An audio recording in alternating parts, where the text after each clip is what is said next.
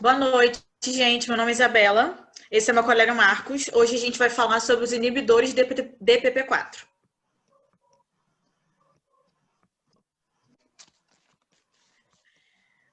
Para a gente começar a falar dos inibidores, para a gente chegar lá, a gente precisa entender um pouco como é que funciona a fisiologia do sistema de uma pessoa normal, para entender como é que funciona em uma pessoa com diabetes, para a gente conseguir entender bem como é que esse medicamento ele vai funcionar. Normalmente no pâncreas, de acordo com o nível glicêmico no sangue, a, se tiver muita glicose, o pâncreas ele vai ser estimulado a produzir insulina. As células betas liberam, secretam insulina. Se tiver muito pouca glicose, as células alfas elas vão ser estimuladas a produzir o glucagon. Isso é uma pessoa normal. No nosso corpo, a gente tem alguns hormônios conhecidos como incretinas. Eles ajudam nessa regulação desse, desse nível de insulina, glucagon, nessa regulação da homeostase glicêmica.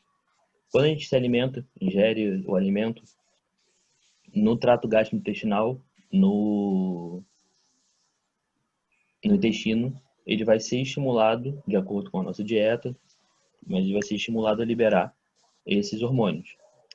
São alguns, mas os mais importantes nesse ponto, né, que vão atuar nessa regulação, são o GLP-1 e o GIP, que eles são também o objeto, né, do trabalho, porque eles vão ser inibidos, vão ser bloqueados degradados, perdão, pela enzima DPP-4. Esses hormônios, eles vão aumentar a secreção de insulina, eles vão estimular no pâncreas a aumentar essa produção de insulina pela célula beta e reduzir a secreção de glucagon nas células alfa. Aqui do lado a gente tem um quadrinho mostrando como que funciona essa regulação normalmente. Aumenta o açúcar no sangue, o nível de glicose, geralmente quando a gente se alimenta. Esse aumento ele vai produzir a liberação de insulina pelo pâncreas, com esses hormônios que eles vão ajudar a fazer esse efeito. O pâncreas vai liberar insulina, que vai quebrar o glicogênio em glicose, ele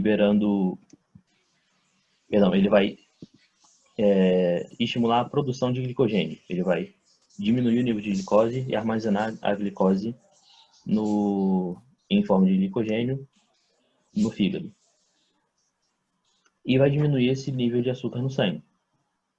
Quando esse nível fica baixo, o pâncreas ele secreta o glucagon, que ele vai fazer o contrário, ele vai quebrar o glicogênio em glicose, aumentando esse teor de glicose no sangue e fica nesse ciclo.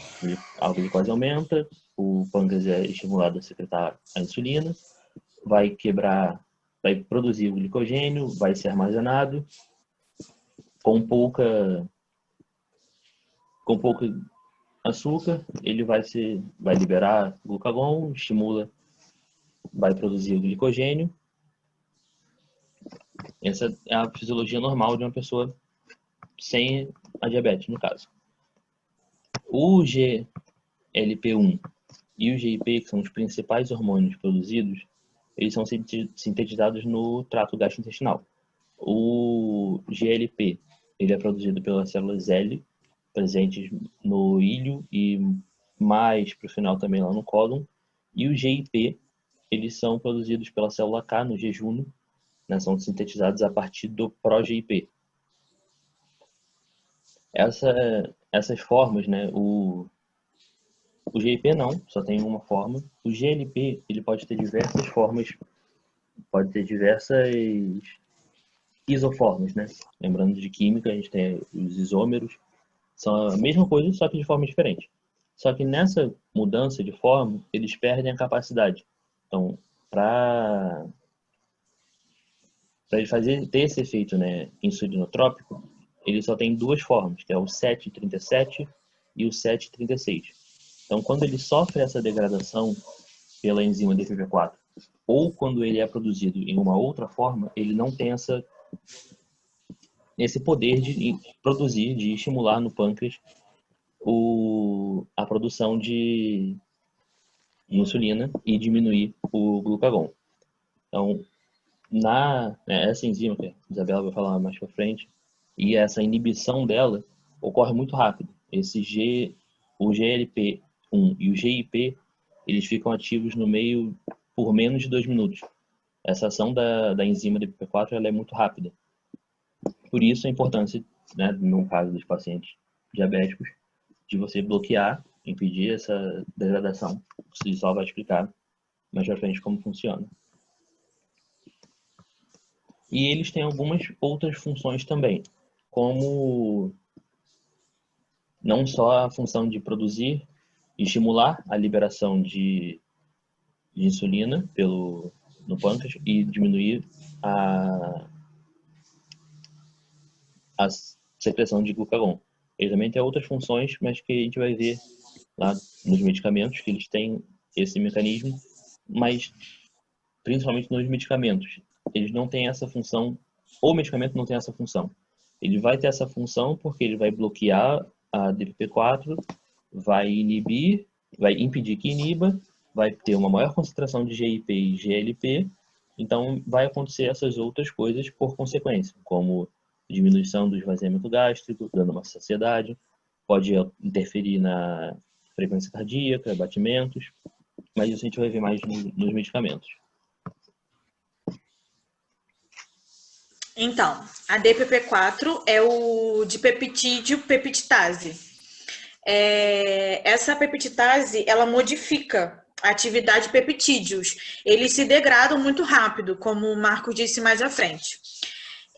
São inibidores da enzima DPP4 para diabetes tipo 2. Essa enzima ela é mais utilizada para diabetes tipo 2.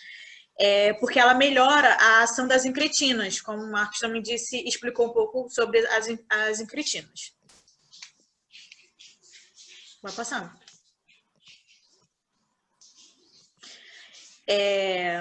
A diabetes tipo 1, ela é a falha da insulina. A tipo 2, que é a que a gente está usando, né, que a gente está falando no caso, é quando produz ou secreta pouca insulina. Ou quando acontece a resistência insulínica, que é um probleminha, como pode dizer, um defeito no receptor. O nosso inibidor, como eu posso dizer, ele inibe a enzima GIP e a GLP-1. Como eu já disse, ela é mais utilizada para diabetes tipo 2. Pode passar.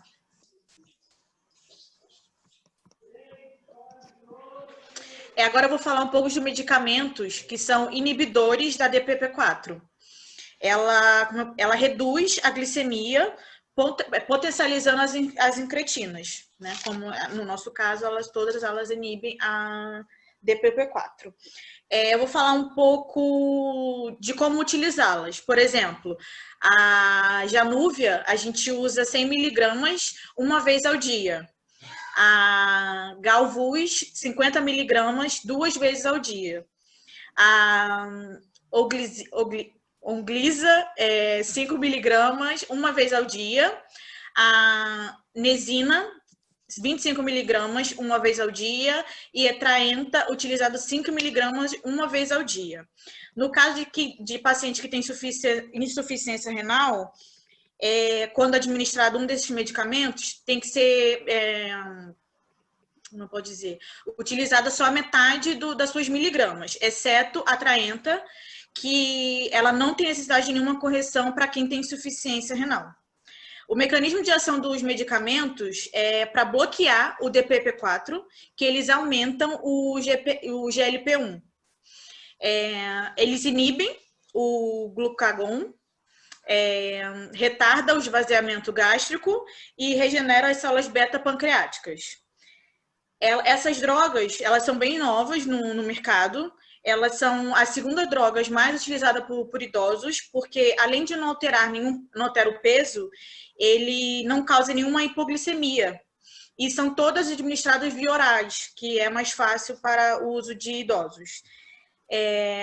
Além disso, elas não têm nenhum efeito colaterais, assim, muito, como eu posso dizer? Grave? Não posso... Muito o quê? Muito grave. Muito grave, só que eles são medicamentos muito caros, o que se torna uma desvantagem, né? Ainda mais na saúde pública do nosso país. Não deveria falar isso, né? Mas tudo bem. Outro exemplo que eu vou dar é a Januvia. Ela pode ser tanto utilizada sozinha como a metmorfina para o controle glicêmico. É isso, né, Mar? Só complementando, eles não têm muitos indícios de contraindicação, efeito adverso, na verdade, grave, porque eles são medicamentos novos. Isso, o primeiro, se não me engano, ele foi aprovado ali perto de 2006. Então a gente não tem muitos dados, muito tempo para saber se a longo prazo ele pode trazer um problema maior ou não. Mas a princípio, os efeitos adversos dele são brandos, básicos, né? Então, náusea, vômito, em alguns casos, diarreia, mas são poucos, né? É isso. Posso finalizar? Já. Tá. Nosso trabalho foi esse. Eu espero que tenha dado para aproveitar alguma coisa, né? Ou tudo. Enfim, muito obrigada pela atenção. Até a próxima.